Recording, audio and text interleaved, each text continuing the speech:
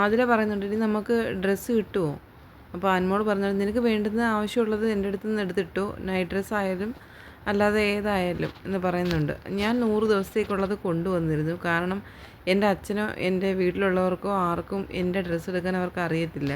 ഞാൻ എങ്ങനെയുള്ള ഇടുന്നതെന്ന് അവർക്ക് അറിയത്തില്ല. അവരങ്ങനെ എനിക്ക് വേണ്ടി ഡ്രസ്സ് മേടിച്ചിട്ടില്ലെന്ന് അനുമോൾ പറയുന്നുണ്ട്. ആദില പറയുന്നുണ്ട്, ഞങ്ങൾ ഒരുപാട് ഡ്രസ്സ് കൊണ്ടുവന്നിട്ടില്ല.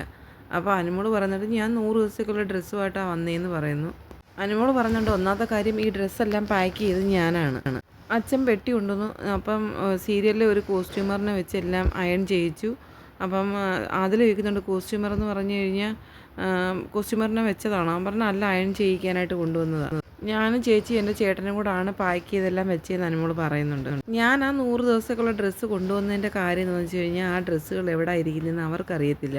അനുമോൾ പറയുന്നുണ്ട്, എനിക്ക് ഇതുവരെ എൻ്റെ വീട്ടിലുള്ളവരാരും എനിക്കൊരു ഡ്രസ്സ് മേടിച്ച് തന്നിട്ടില്ല. ഒരു 13 വയസ്സ് മുതൽ എനിക്കുള്ള ഡ്രസ്സുകളെല്ലാം ഞാനാണ് മേടിക്കുന്നത് അനുമോൾ പറയുന്നുണ്ട്.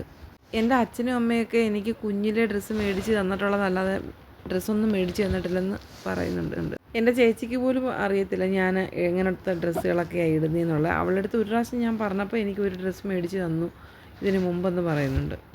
ഗിഫ്റ്റ് ഇഷ്ടമാണോ എന്ന് ആദില ചോദിക്കുന്നുണ്ട്. അപ്പോൾ അനുമോൾ പറയുന്നുണ്ട്, എനിക്കങ്ങനെ ഒരാളായി നിന്ന് ഗിഫ്റ്റ് മേടിക്കുന്നത് എനിക്കിഷ്ടമല്ല. ഇത്രയും പൈസയൊക്കെ മുടക്കി നമുക്കൊരു ഗിഫ്റ്റൊക്കെ മേടിച്ച് തരുന്നത്. പക്ഷേ എനിക്ക് എല്ലാവർക്കും ഗിഫ്റ്റ് കൊടുക്കുന്നത് ഇഷ്ടമാണെന്ന് അനുമോൾ പറയുന്നുണ്ട്. എന്നാലും നിൻ്റെ ഒരു ആഗ്രഹം എന്താണ്, നിനക്ക് ഗിഫ്റ്റായിട്ട് വേണമെന്നുള്ളത്? അപ്പോൾ അനുമോൾ പറഞ്ഞത്, ഇല്ല എനിക്ക് അങ്ങനെയുള്ള ആഗ്രഹങ്ങളൊന്നുമില്ല, അത് ഞാൻ പറയത്തില്ലെന്ന് പറയുന്നു. എന്നാലും നിനക്ക് ഗിഫ്റ്റായിട്ടെന്ന് പറഞ്ഞു കഴിഞ്ഞാൽ നിന്നെ സന്തോഷിക്കാൻ നിനക്ക് എന്ത് കിട്ടിയാലാണ് നീ സന്തോഷിക്കുന്നത്? അന്നേരം അനുമോൾ പറയുന്നുണ്ട്, എനിക്ക് ജെന്യുവനായിട്ടുള്ള സ്നേഹം. അതാ ചോദിക്കുന്നത്, നിനക്ക് എന്താ ഇഷ്ടമെന്ന്. അപ്പോൾ അനുമോളുടെ അടുത്ത് പറയുകയാണ്, നീ എന്നെ ഇടയ്ക്ക് വന്ന് കൊഞ്ചിക്കത്തില്ലേ, അതെനിക്കിഷ്ടമാണ്.